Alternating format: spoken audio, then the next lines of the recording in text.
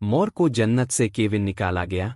मोर जितना अब खूबसूरत है, इससे कई ज्यादा जन्नत में खूबसूरत था।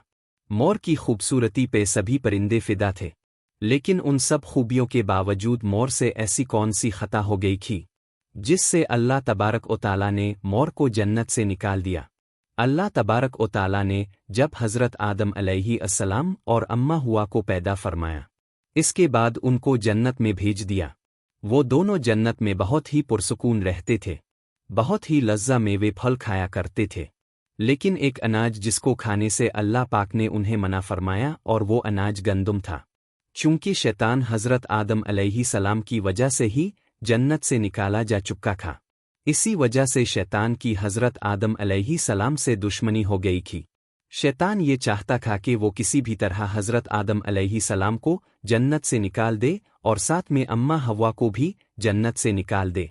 जब शैतान को ये खबर हुई कि हज़रत आदम अलैहि को तमाम मेवे खाने की इजाज़त है, लेकिन गंदुम खाने की इजाज़त नहीं है, तो शैतान इंतकाम की आग दिल में लिए जन्नत के दरवाजे के पास बैठ गया और 300 साल तक वहां पर बैठा रहा कि कोई जन्नत के दरवाजे से बाहर आए और शैतान इससे बात कर सके।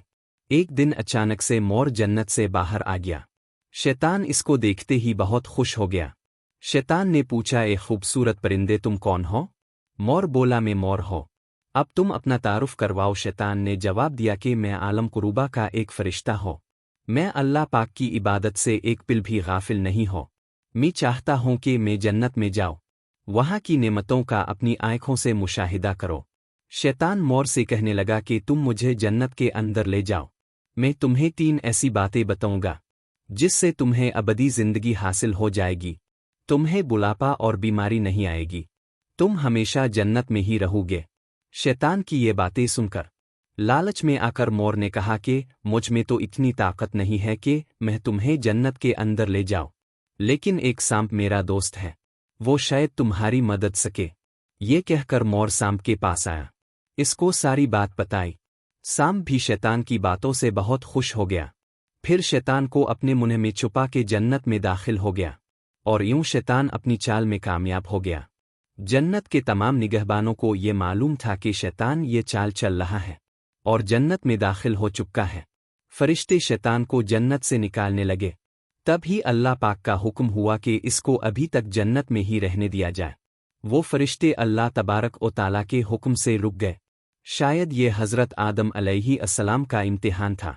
शैतान हज़रत आदम अलैहिस्सलाम के पास और अम्मा हव्वा के पास जाकर अपनी मोहब्बत का इजहार करने लगा।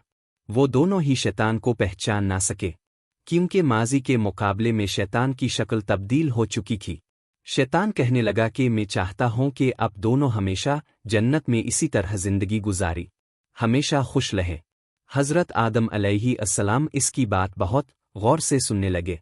शैतान ने कहा, अगर आप मेरी बात मान जाए तो आपको जन्नत की और भी तमाम सहूलतें मिलेगी। हज़रत आदम अलैहिस्सलाम शैतान के बहकावे में आकर कहने लगे कि ये किस तरह मुमकिन है।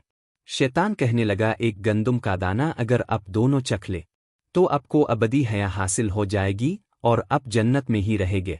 ये बात सुनकर हज़रत आदम अलैहिस्सलाम के दिल में रुझान पैदा हुआ, लेकिन उनके दिल में अल्लाह की नाफरमानी का खौफ गालिब आ गया।